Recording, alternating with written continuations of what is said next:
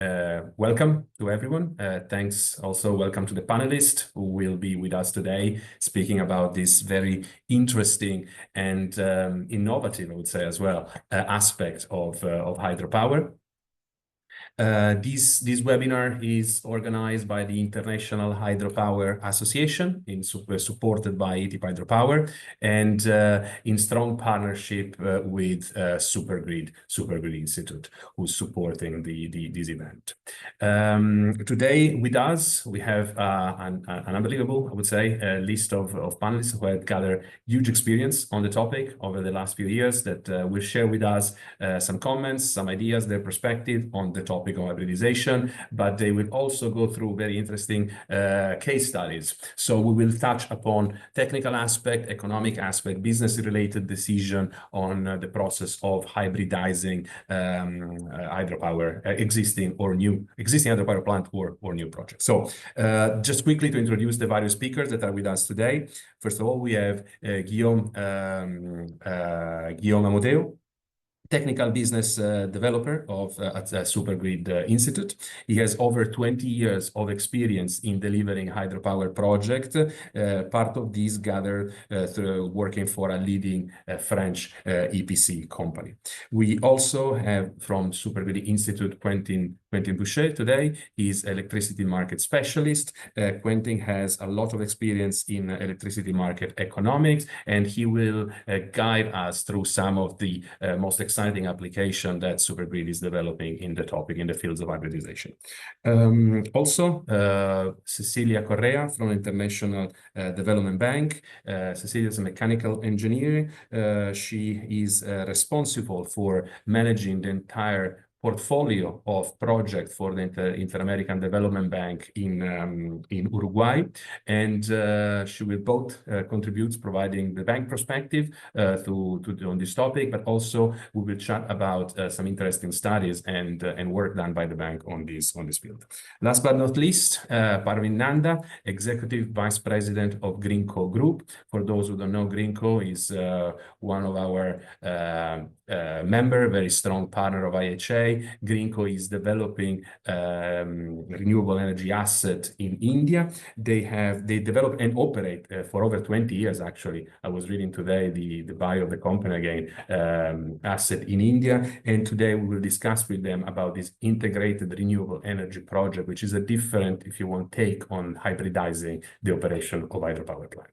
So maybe just quickly, I noticed I jumped the agenda. I will just quickly go through it very quickly. We have first, a very short dialogue with some of our panelists to just set up the scene, just to describe exactly what do we mean with hybridization. Is a very huge topic. It's very debated, but it would be good just to provide a bit of framework. We'll then look at four case studies, actually. And at the end, we have a Q&A with the audience. We really invite all the audience here today to feel free to use that opportunity to drop their message in the chat, to try to interact with the speakers. We'll try to pick up the most relevant questions and make sure that these are responded, and all your questions will be, heard and follow up. Very well. So maybe without further ado, I think it's time to jump a bit more into the content of this webinar. The first question is for you, Guillaume. I really would like just to use this initial opportunity to basically just explain, if you could basically explain what is SuperGrid Institute experience in the field of hydropower plants hybridization, and just perhaps simply, what is your definition of hybridization? Yeah, thanks, Matteo. We all know what a hybrid vehicle is, but when it comes to a hybridization of power plants, and more specifically on hydropower plants, we can all have a different definition, and there is not a single true one. At SuperGrid Institute, hybridizing hydropower means combining it with another energy storage system, such as batteries, supercapacitor, and another renewable energy sources, such as photovoltaic. Combining means not only take the opportunity of the grid connection, but also jointly control both storage system or source of production to optimize the services delivered to the grid. Indeed, if we think about brownfield projects, refurbishment, or upgrade of power plant. Most of the time, the grid connection is limited in terms of power capacity. So we do believe that the installation of a battery, for example, a side of the power plant, can be optimized not to be used instead of, but together with. Just a few words about SuperGrid Institute. We are an independent innovation company based in Lyon and Grenoble in France. We work on direct current technologies and hydropower flexibility. We work with variable speed. We have different test platforms. But what's most interesting in this webinar is that we have been developing new technologies for energy management systems involving hybridization to improve the flexibility of hydro assets. And we are doing this for run-of-river, reservoir, and pump storage. Moreover, thanks to our participation to XFlex Hydro, we have also developed a strong expertise in energy markets, leading to the setup of a multi-market placement optimization tool. Combined with our experience of hydro technologies, we can thus perform techno-economic analysis of any situation or project. Often, hybridization will be the answer or a part of it. Thank you, Guillaume. Maybe just to get a bit more of an understanding, so it's really clear that hybridization means many different things today out there, but what are the benefits for operators to consider a hybridization at this stage, at this point in time? You know, today, from power system point of view, hydropower is seen whether as a base load for run-of-river power plant or peak producer for a hydro with reservoir or energy shifter for pump storage. With hybridization, hydropower now also play a crucial role in short-term flexibility services for the grid. Indeed, there are not many renewable technologies that can restore the imbalance caused by variable renewable energies. Hydro is one of them. We do believe that we should make the most out of it. In terms of benefits, we see four main ones brought by hybridization. The first one is to boost participation to the reserve services. You know, due to physical limitation, hydro units cannot play on fast frequency response services because it requires a power variation in few seconds.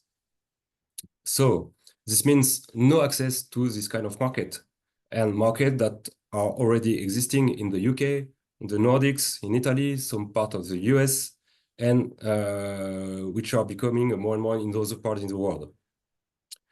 Second benefit is to increase the operating range. This is to optimize the operation and to maximize the revenues on the automatic reserve market, where hydro can go to, and that is becoming more and more interesting in Europe. I won't explain more because Quentin will talk about this. Third benefit is to reduce the cost of operation and maintenance. You know, whatever the operation, hydro production units are impacted by the integration of variable renewables. More start-stop cycle, frequency signal more perturbed, so more mileage for actuators.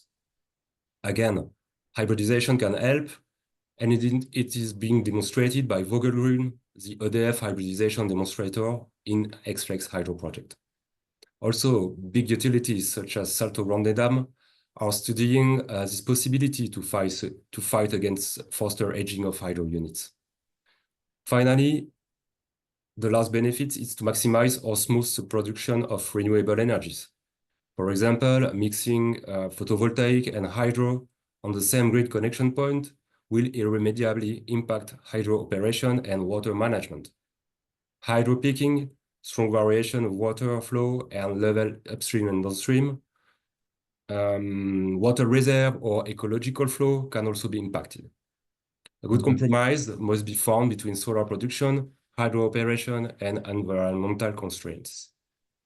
It was a really open question, and I'm glad that you went through a kind of a thorough response, because obviously, depending on the technology you choose, you obtain different results. Depending on the power plant you start from, you want to obtain different solution. But what is really interesting and what I capture from your response is that basically there is a variety of options. There's a variety of reasons why today operators should look at it. It's not only one perspective, the one that matters, but it's adaptable. It's a process, the one why then it's adaptable to the condition in which the starting point. Tell me what power plant you have, what you need, and we can find a solution through hybridization. That's very good. And very, very briefly, how's the market responding from your perspective at the moment?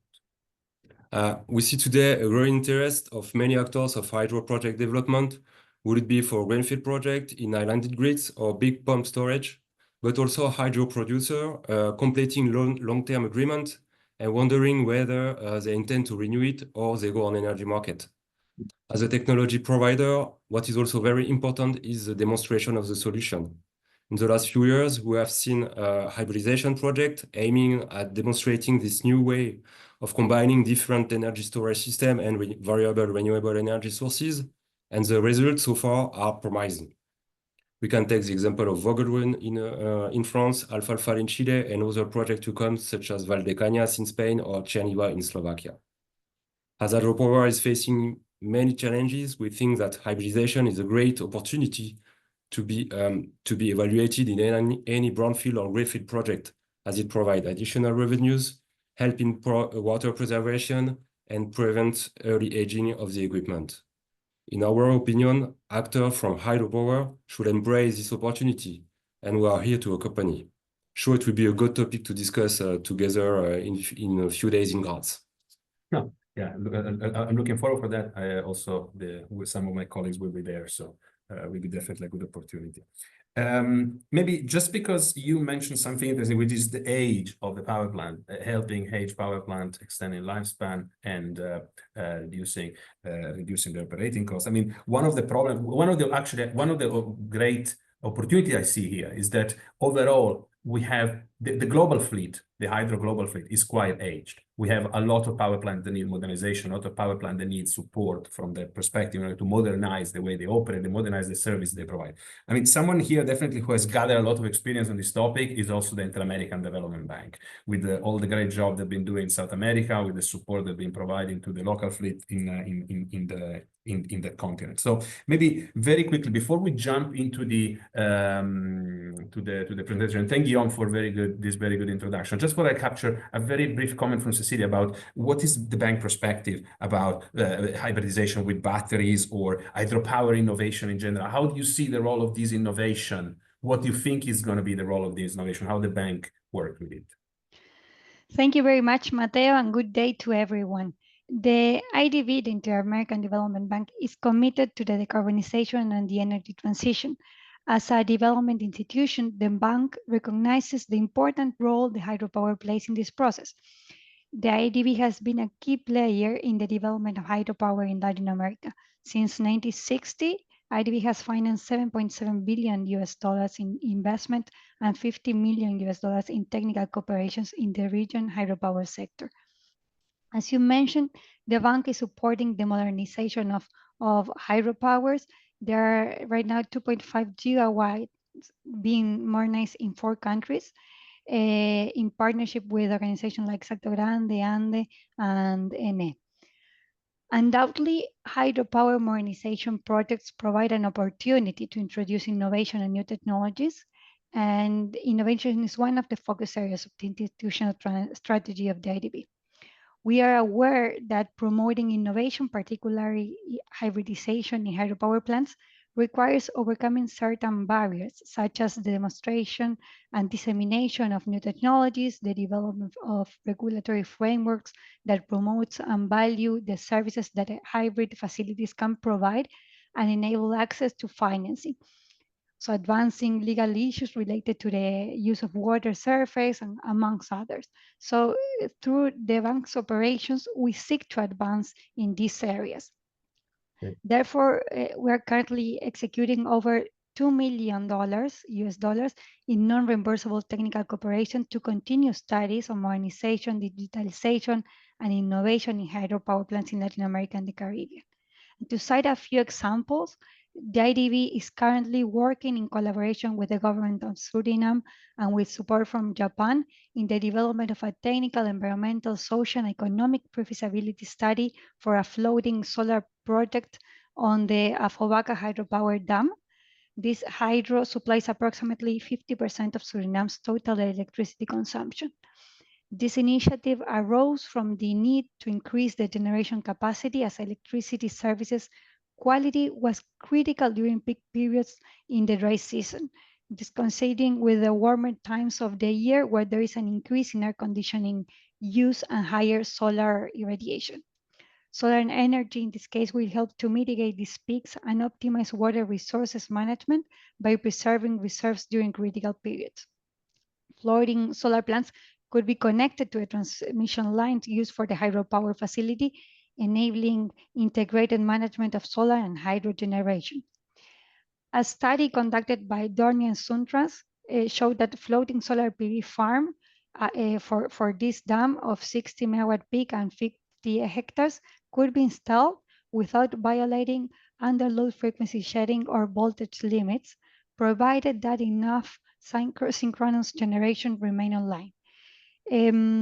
This floating solar PV plant could contribute to Suriname's NDCs with a renewable solar energy that complement hydropower, particularly during this dry period that I was mentioning before, reducing water discharge from the dam for power generation, integrate the hydropower plant and the floating photovoltaic into a single renewable generation system with the hydro balancing solar fluctuations and serving as an energy storage via the existing grid, allow for additional solar capacity without deforestation by utilizing the Afobaca reservoir, foster local expertise in floating photovoltaic implementation and operation, and ultimately offer economic benefits compared to diesel power generation. Also, the IDB is supporting the government of Mexico to conduct pre-feasibility studies for hybridizing 4 hydropower plants with photovoltaic floating panels. And as I will discuss in more details shortly, we work with Salto Grande and SuperGrid on an analysis of hybridization with batteries and hydrogen at the Salto Grande hydropower plant in Uruguay. Okay, thank you. Thank you, Cecilia. This is interesting. It's always good, I think, to see when financial institution, development banks look at innovation, consider innovation. You actually are, you can be the engine of this process that is really fueling up the development of these new solutions. So I'm really glad that we had the opportunity to discuss this with you briefly. Before joining into the second part of this webinar, where now we are really looking at case studies. So we have gathered for the audience 4 case studies, which I hope will cover a variety of applications, just again to demonstrate how the topic of hybridization can be customized and differentiate. It's not like a single solution that necessarily need to be applied everywhere or for everyone. So maybe for these, I'd like to invite Quentin to take the lead a moment and perhaps speak about these 2 case studies prepared for by SuperGrid Institute today. We have one for PSP, pump storage of the power in isolated grid, and another one focusing on Peloton units. Yeah, thank you, Matteo. So I'll be, as you were saying just before, I'll be presenting 2 case studies. I hope you can see my slides now. Okay, so the first one, as you were saying, is about a pumped storage power plant on an islanded grid. And so it is a project that we've been working on for Meridiam, which is an investor and asset manager. And so as you can see, I'll just put my pointer on. Meridiam has been working for the last 7 years on a pumped storage project in Martinique, French island. Martinique, like many islands, has been relying on fossil fuel electricity for a long time, and it's now integrating, as you can see here, some wind power and solar power, and it's struggling with inertia problems as a small network. So recently, the regulator for the island has been introducing some fast frequency response mechanisms. And it is, as you can see here, a 2-second response mechanism.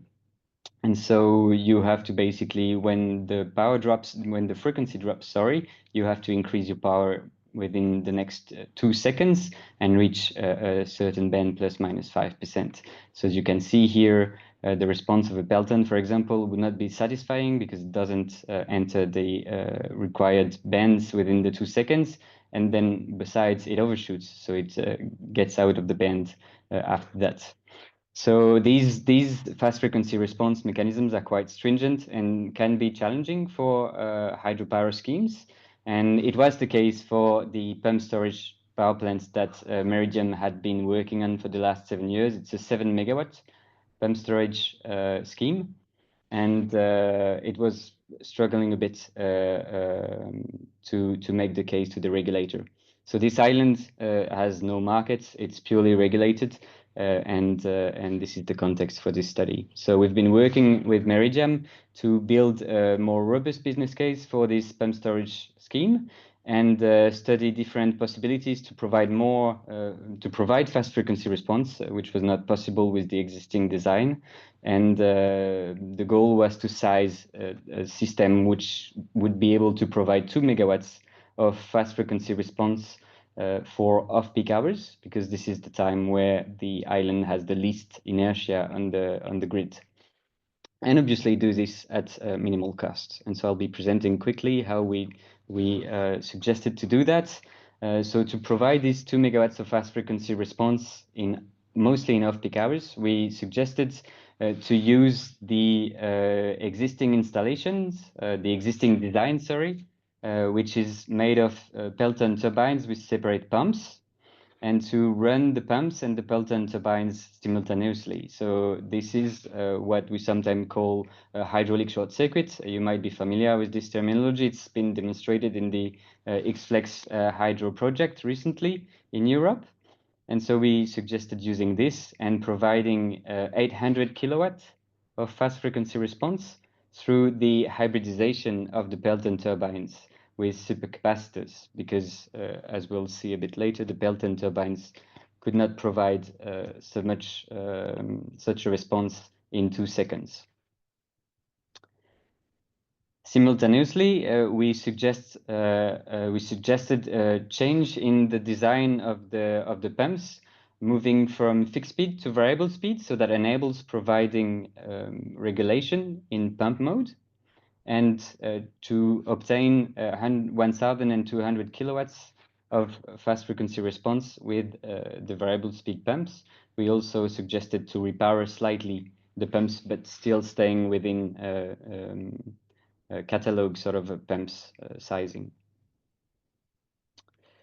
So I was just saying before, doing so, we're able to provide 2 megawatts of fast frequency response, so 800 kilowatts from the Pelton turbines, hybridized Pelton turbines, as you can see here. So you have in black dashed the Pelton response, which obviously is not suitable for fast frequency response. You can see that it's responding much slower, and then it's overshooting besides. And so we compensate with the supercapacitors here in green.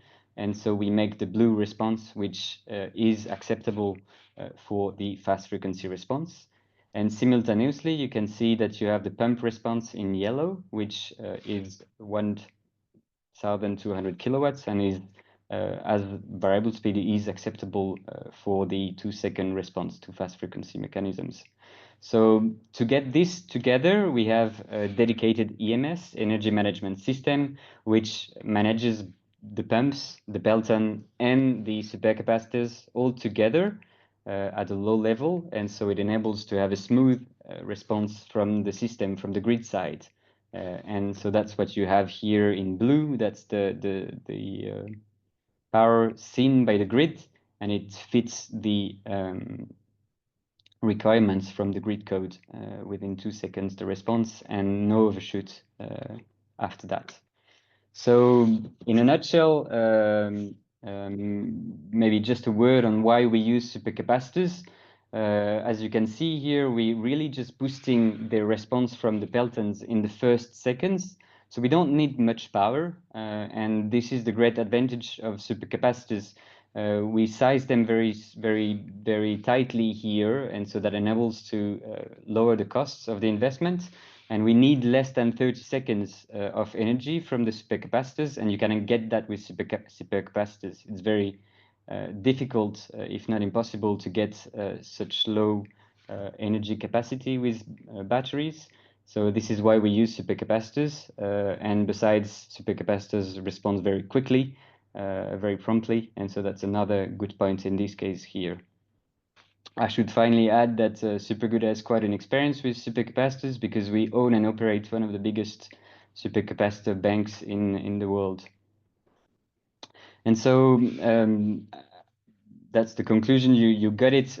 We basically were able to design, redesign slightly the pump storage scheme that Meridiam had been working on with a low investment, but build a project that was more worthy for the system and for the regulator of the island, and also more profitable for Meridiam, the developer. And that was based on both production shift and system services provision or regulation provision.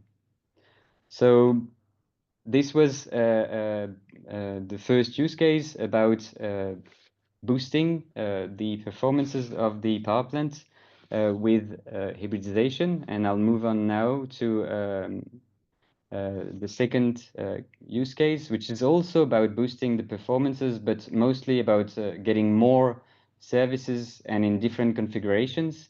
And so this is what we call the 100% hybrid Pelton technology. And so this is a study that we did for a theoretical scheme in Finland. So why Finland? Because, as you know, Finland has got a lot of hydropower and it's got well-organized markets there. They've been well-organized for quite a while now. So this study is considering an existing asset made of 2 Pelton units of 5 megawatts. They're quite traditional Pelton units with operating range from 10 to 100%. So with the 2 units, we can go from 0.5 megawatt to 10 megawatts. What's quite important is that we need these Pelton to have the synchronous condenser mode available. That will be quite important for the technology, for the 100% Pelton technology. And lastly, it could be done with any kind of Pelton units, but it's even more interesting, and that's what we've taken here, if the Pelton have got quite a bit of storage. And so here we've got more than 1 week's worth of water storage. So the technology that we'll be studying, the Pelton 100%, here applied here is just a small investment for a 600 kilowatt lithium-ion battery. And this enables to have regulation not only from 0.5 megawatt to 10 megawatts, but from 0 megawatt to 10 megawatts. So from the synchronous condenser mode to 10 megawatts. And so that's basically like having behaving like a big battery of 10 megawatts. And so this is done through the coordinated control of the Pelton and the lithium-ion battery. I'll be going through a couple of benefits or cases that this technology could be beneficial. The first one, and it's the least one, is when the prices are high on the day-ahead. And we did a study using real prices from 2022 in Finland. You have on the top the existing assets, and on the bottom the hybrid Pelton 100%. And you have the case of the 8th of March of 2022. And so when you have high prices on the day ahead, you'll be bidding with your Peltons here, or you'll be providing energy to this level. If you don't have markets, could work as well. And with the previous technology, with the business as usual, you can provide reserve up to 0.5 megawatts and 10 megawatts on the top. Whereas with the Pelton 100%, you can go down to 0 megawatt. And so that's what you can see here from 6 a.m. to 9 a.m. We provide the same amount of energy in dark blue than the existing assets, but in green we provide much more reserve, automatic reserve. So that's the first benefit that you can get here in high prices day ahead or peak hours. You can provide more reserve, providing the same amount of energy on the day ahead. Now, when the prices are low on day ahead, that's even more interesting, and that's what you can see from 3 p.m. to 6 p.m. When the prices are too low on the day ahead, the existing asset does not provide any energy. As it's not spinning, it cannot provide any automatic regulation. Now, with our technology, 0-100%, Pelton 0-100%, you can be in synchronous condenser mode, so use no water or very little, and provide up to 10 megawatts of upward secondary response. And that's what you can see here. We get from synchronous condenser mode, no use of water, no placement on the day ahead, but we provide in green 10 megawatts of automatic response upwards. And another case when the prices are low, but the prices of the reserve are sufficiently high, you might be tempted, and that's what we do here, to use some water to provide energy, to be spinning, and provide the regulation to get the revenues from the regulation. That's what you can see on the existing assets from 10 a.m. to 2 p.m. But with our technology now, we don't need to be using water to be spinning. We're just going from synchronous condenser mode, and then we provide the regulation up to 10 megawatts.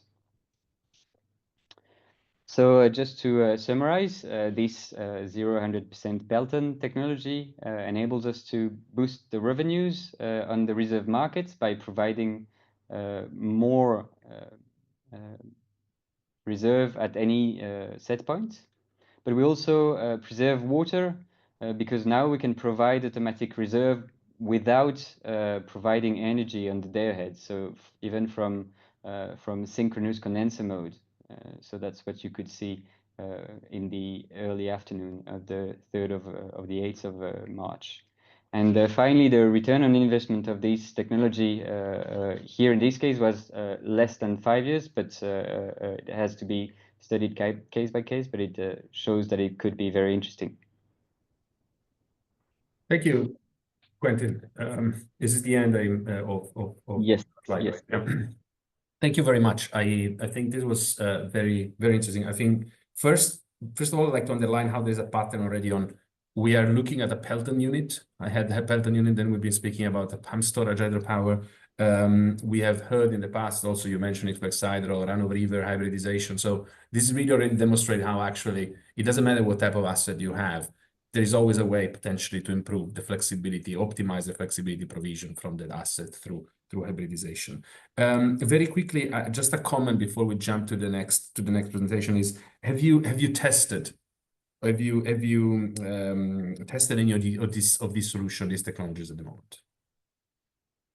Yeah, thank you, Matteo. We've got various projects at different stages of development. None of them is yet in service, but the first project that I presented, the Saint-Pierre, the pump storage scheme in Martinique with Meridiam, is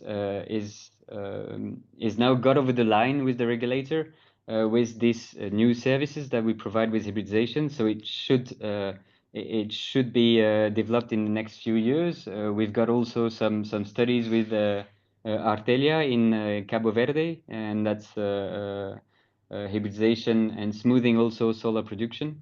But we've been demonstrating these technologies on our transient platform, Hydropower.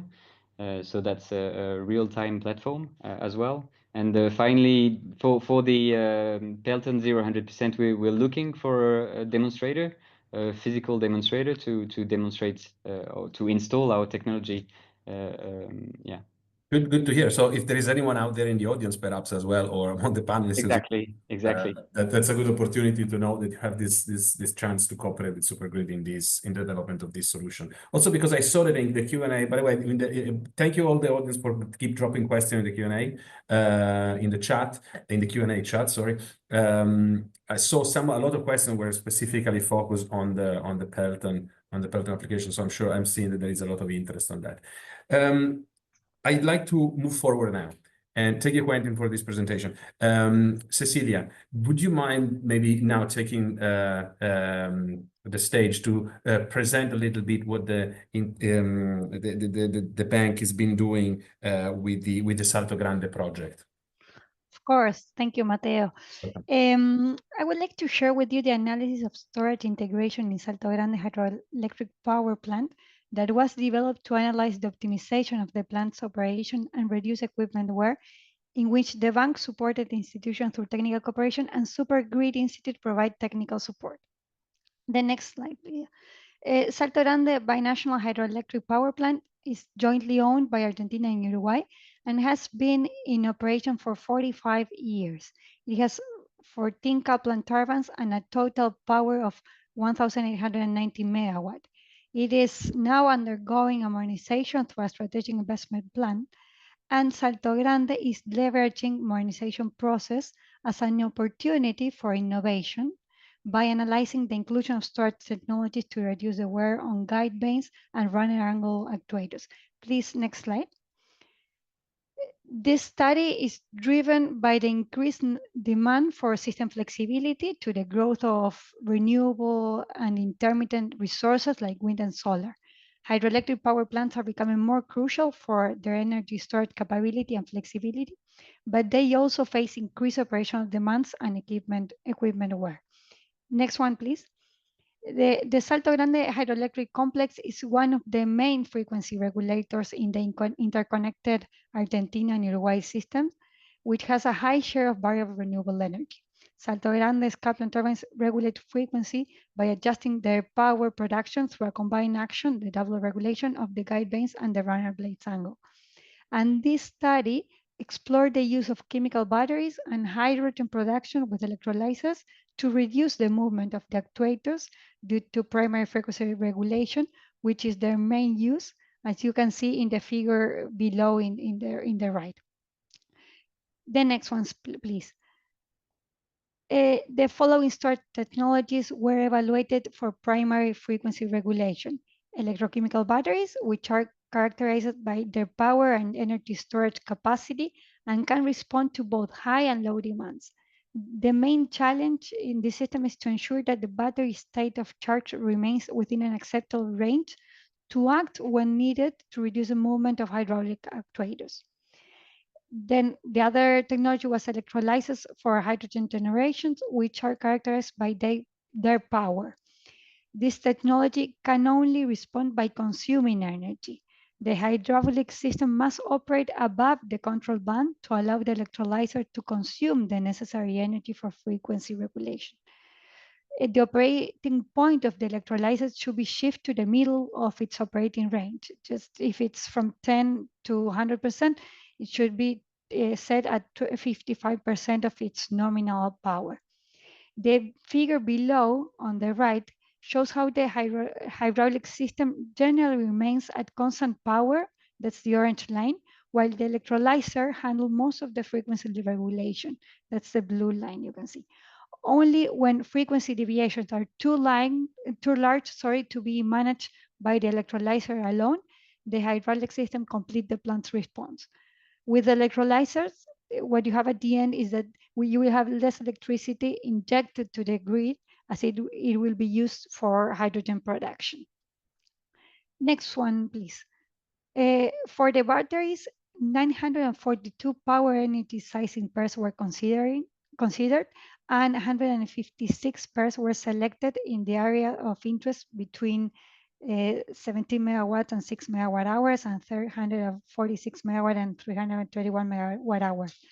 The simulation provided access to the set of economically optimal power energy pairs to reduce actuator movements, as shown in the graph below. It can be observed that the selected technologies reduce actuator movements due to primary frequency regulations by between 90 and 99%. And for a given reduction in movement, there is indeed an economically optimal solution. The next slide, please. Now, if we go to the hydrogen electrolyzer, several simulations were conducted with different size of PEM electrolyzers. Within the range of electrolyzer studies, the reduction in actuator movement due to primary frequency regulation is between 60 and 99.5%. A preliminary analysis was also conducted on the water and electricity consumption for hydrogen production. For example, a system that allows a 93% reduction in actuator movement related to primary regulation, that it will be of 60 megawatts and around 100 million US dollars, results in a loss of electricity production representing approximately 4% of Salto Grande output, which is actually converted into hydrogen, of course. And for both studies, batteries and electrolyzers, a preliminary sizing analysis of the system components was conducted. And finally, to conclude, the analysis shows that both alternative studies are technically feasible for significantly reducing actuator movements. However, it is necessary to evaluate the economic benefits associated with the reduction in actuator movement to fully assess the feasibility. This was actually one of the questions on the chat. However, the technical team at Salto Grande believes that the benefits are considerable, but have not yet been quantified. That's it. Oh, sorry, I was muted. Thank you, Cecilia. This is very interesting. I think what I really like of this case study is that it showcases a methodology. You know, I have a feeling that the technology is there. We are blending technologies that we know well, where most of the work and most of the game is really about what is the best way to integrate them, how to control the integration between two technologies that were originally not designed to work at the same time in a unison. And there is where innovation is at the moment doing most of the work, and I think the work done by the bank in that direction was important. Maybe can I just ask you, what is the status of this very interesting project and study? Yeah, of course. Well, Salto Grande is now analyzing both alternatives. Regarding hydrogen, Salto Grande will work with IDV to initiate the selection process for a comprehensive evaluation of the feasibility of implementing a hydrogen production system at the hydroelectric complex. This evaluation will consider technical, legal, commercial, and environmental aspects to ensure an effective contribution to energy transition and operational sustainability of the complex. Excellent. And regarding the batteries, the project has been presented to the Global Energy Alliance for People and Planet, seeking support for the design from NREL, and we will see what happened with that. But what it is important to highlight is the difficulty in estimating the monetary benefit of reducing actuator movement. While it is known that there is a reduction in demands and wear risk, translating this reduction into monetary terms is challenging. Some studies suggest, for example, a 5% performance increase, but it is difficult to apply these findings to a specific case of the plant. In this case, the decision to proceed is based on technical conviction. However, an estimate of the improvement will likely be necessary when moving forward with the final investments, of course. Thank you. That's a very important point, the one that you made about how difficult can it be to really quantify cost saving associated with some of this technology. But I think that is really where all these case studies, where all these initial application, this research will provide clarity. I'm sure this is a problem. I'm convinced at least that this is a problem that we have now because we have a gap in our knowledge. But in 5 to 10 years, when we have definitely accumulated all that type of experience, all this will become something like clear and transparent and I'm sure undisputed. But hopefully that at least is the horizon. Thank you, Cecilia, for this question. Now we have seen a case, as I said before. I like this process where we've seen a case of a Pelton high head unit, then a pump storage, and now we'll be speaking about a Kaplan, so a run-of-river plant with a very low head. So now all these been hybridized, but now we're going to completely change the game. Greenko is trying to do something very different from this perspective. It's a hybridization, but on a huge scale, basically, the one that Greenko is proposing. So maybe Nanda, first of all, thank you again for joining us today. I would like to give you the stage now, perhaps, to discuss a bit about the project that the Greenko is developing. Yeah, thank you, Matthew. This project which we are going to talk about is a integrated renewable energy storage project. Now, this is first of its kind and maybe the largest project in the world as of now. Next, please. Next. Yeah, I'll just give a brief that what we are trying to do in Greenko is we started with a project development company, and then we are now shifting towards the creating storage services. So cloud storage, and we are in plan to get around 100 gigawatt hours of storage on board by 2029. And then we'll be using this low-cost storage pool for creating the decarbonization solution provider that's turning to molecules. So we plan to have around 20 to 25% market share by 2030 in the storage, and around 40% share in the green molecules later on. Next, please. This is brief that we have around 7.3 gigawatt of the commissioned potential as of now, which is a mix of wind, solar, and hydro. You can see wind is around 3.2, solar is around, hydro is around 1.9. So that's a mix we have for the for all three. Next, please. This is what we are trying to do on the storages. You see, we have 8 projects on the list which we are doing. These projects are planned to have almost 130 gigawatt hours of storage. And then bottom two projects which you see in the green are the integrated projects. Both of these projects are around 5.3 gigawatt projects, which include solar, wind, and hydro all put together. Next, please. Now coming to the one of the projects which is under execution and is nearing commissioning. We have already commissioned 2 machines in the pump mode, and water filling is going on, and we'll plan to commission first machine commercially by end of this year. This project is in total of 5.23 gigawatt project, wherein solar component will be around 3 gigawatt, 550 megawatt will be wind, and the storage component is around 1.68 gigawatt. So this project in all puts 5.23 gigawatt of the hybrid sources together to give a stable supply of around 1700 megawatt at all points of time. Next, please. This is the structure of the project. This is a behind the meter integration of all the projects. Solar, wind, both are integrated to a central pooling station along with the pump storage projects.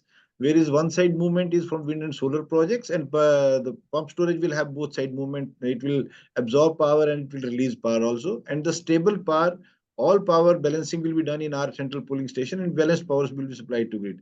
The beauty of this project is that we have 5.23 gigawatt of the project, but the grid connection requirement is only for 1700 megawatt. Next, please. Next slide. Yeah, this is the structure of the central pooling station. We will be having we call it a Greenko load dispatch center, because it's a multiple combination where we have all forecasting, planning, balancing, everything will happen at this stage only, and the final regulated power will flow to the grid. This is an architecture shown for that. Next slide, please.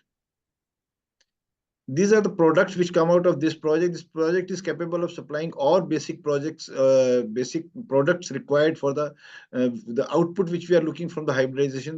This project is capable to supply round-the-clock power. It can supply BESS plus peak load servicing. It can supply storage for ancillary services. It can supply on-demand schedulable energy services. So whatever the market needs, this project being behind the meter integration is capable of delivering all products. So that's the beauty of this project. And all these 3 sources are co-located in this particular place. Next, please. Thank you. This is brief. I just wanted to give about this project, that what is this project, and we are now commissioning this project. 2 machines are commissioned already in the pumping mode, and hopefully the full commissioning of first machine will happen by commercial generation will start by December. Thank you. Thank you, Nanda. This was very interesting, and I think a very good contrast with what we've seen previously as well in terms of approach. Can I just maybe just a little word. We're speaking here about a huge asset, no? More than 5 gigawatt in total. Having this integration between a power storage plant that provide a certain advantages in absorbing and improving the production profile of two large variable renewable energy plants as wind and solar. Does this somehow help in the financing of these sides of this asset of an asset of this size?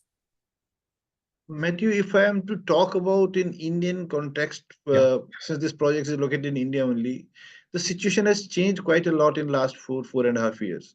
When we conceptualized this project at that point of time, this hybrid conceptualization co-located was very well taken by the financing agencies at that point of time, because it was a new concept and it was covering many issues which are there with the non-co-located project, like losses in the transmission lines, deviation settlement mechanisms, etc.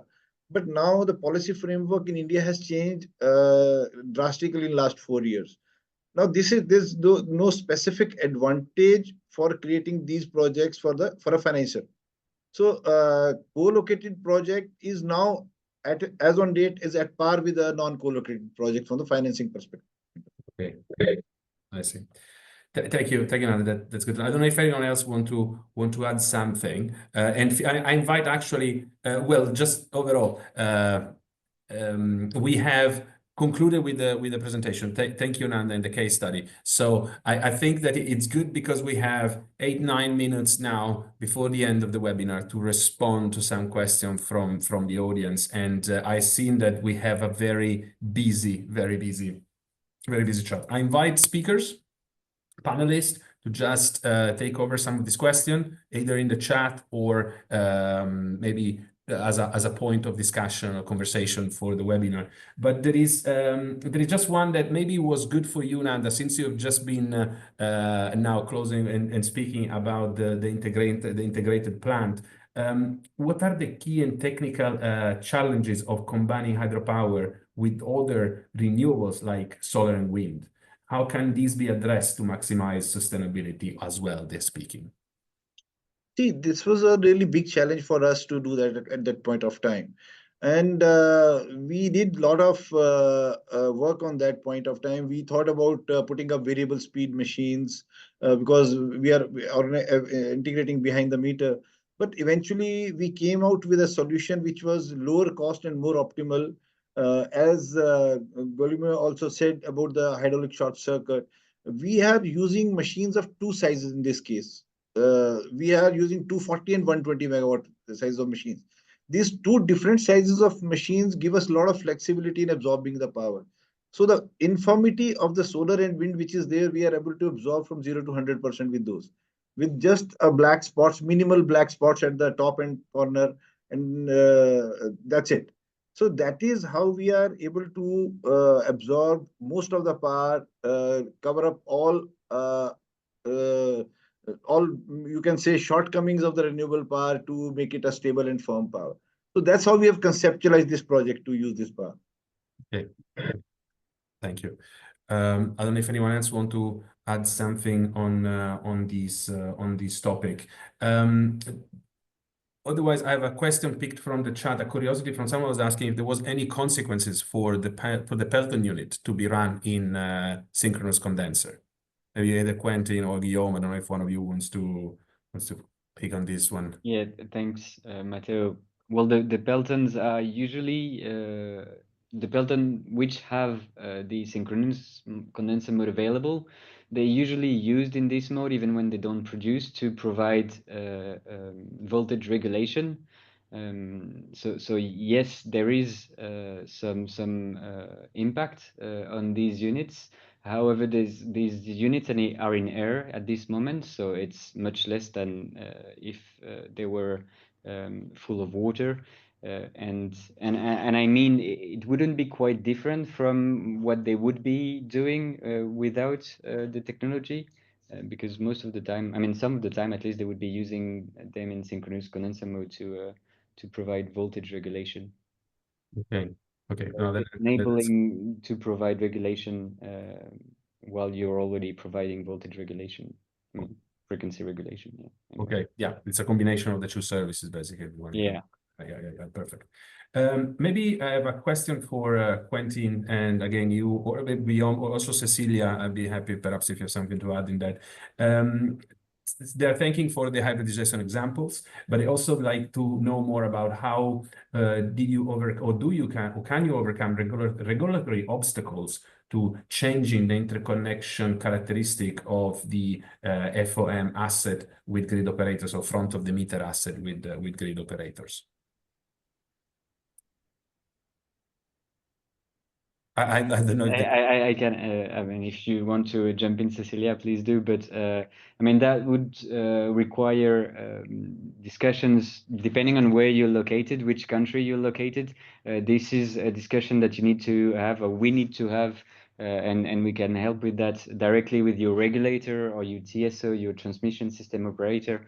There's no one fit for all answer here, unfortunately. I'm sorry. It will largely depend on the willingness of your regulator, on their liking or not the new technologies, the hybridization, and so unless there has been some previous cases in your country, which then will lead the way for the next ones. But if there has never been any hybridization in your country, then it will probably need to have an extra step and discuss that with the regulator and the TSO. But at SuperGrid Institute, we're here we do studies to help support this process and demonstrate to the regulator and the TSOs that seen from the grid, everything is seamless. So they won't be seeing anything that they wouldn't like to see. Maybe Cecilia, you want to add something? Yes, just thank you, Quentin, for the response. Just to add, yeah, it's definitely, these are new technologies or new uses for the technology, so regulation has to be adapted. So it requires close collaboration with regulators and the technical part of the operators.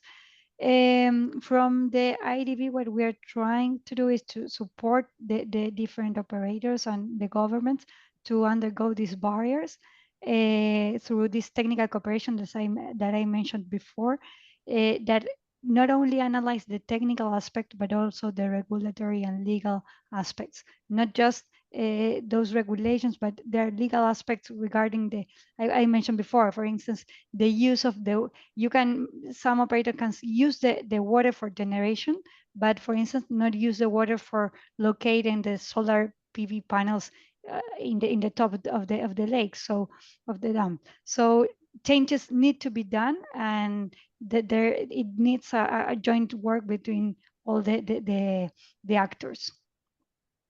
Yeah, that's a very, very valid point, very important point, actually, Cecilia. Thank you for this additional contribution. Just apologies if I sound a bit rushed, but because we have so many questions in the Q&A, I'd like to make sure that more or less at least a good portion of those are somehow considered in this conversation. There was maybe another question that where SuperGrid could provide a contribution is when we speak about Pelton 0 to 100% case study, the ROE less than 5 years, they say, is very interesting, but the pricing in March 2022 were quite high. Have you run a sensitivity analysis on different prices? Do you still see it interesting, perhaps in energy prices from 2019 or the existing one, the one at the moment? What's your take on that?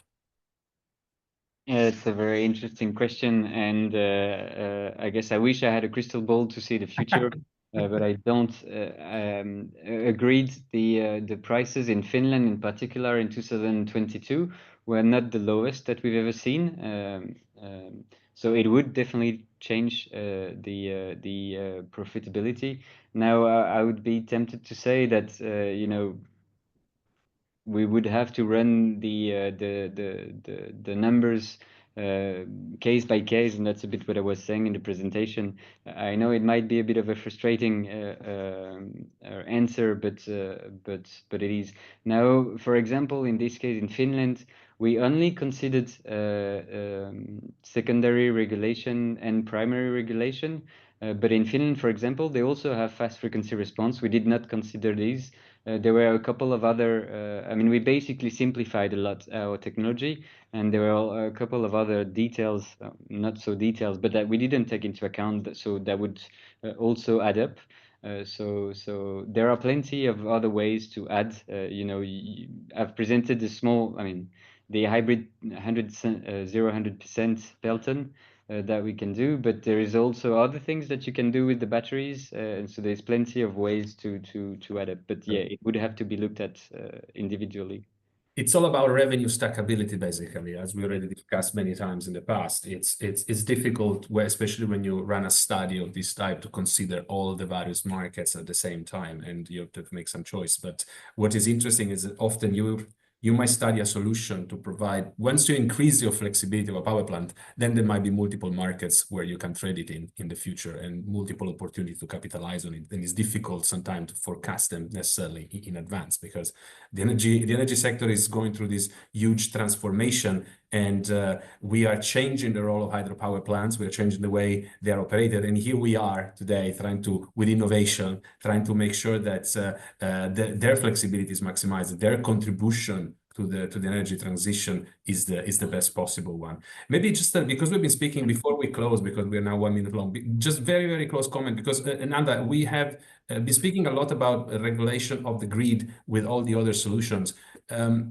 The integrated project that you are developing, is this also involved, I imagine, with the provision of grid control and balancing services, correct? Yeah, Matthew, you're right. This project also has the built-in facility to control the grid control or ancillary services. We have a twofold requirement. We have to balance within the our system, and we have a provision to support the grid as well. We can do it in both cases. We can internally support, and since we are supplying balanced power outside, so the role within our system is also very important to us, and we have that capability of frequency regulation within our system as well. So that role will be played by this project.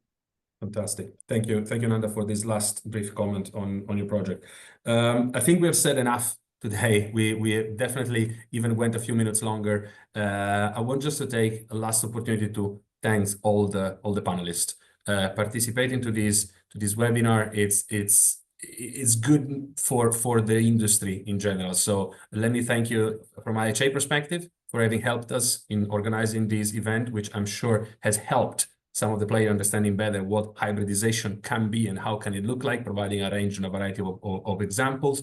But I'm sure we have definitely somehow provided an input to the sector, demonstrating how hydro is not been done. Hydro is not finished. Hydro is at the core of this transition, and hydro will be there playing the role that they played in the past, but also providing all the new type of services that will be needed in the future in this dramatically and radically changing energy landscape. So one more time, thank you, everyone. Thank you for also the audience for the very interesting questions. Some of them were very, very pointy. And thank you for the IHA team for the huge support in organizing all these. I think this can be the end of this very interesting webinar. Thank you very much. Thank you, Matthew. Thank you, everybody. Thank you, everyone. Bye. Bye-bye. Bye.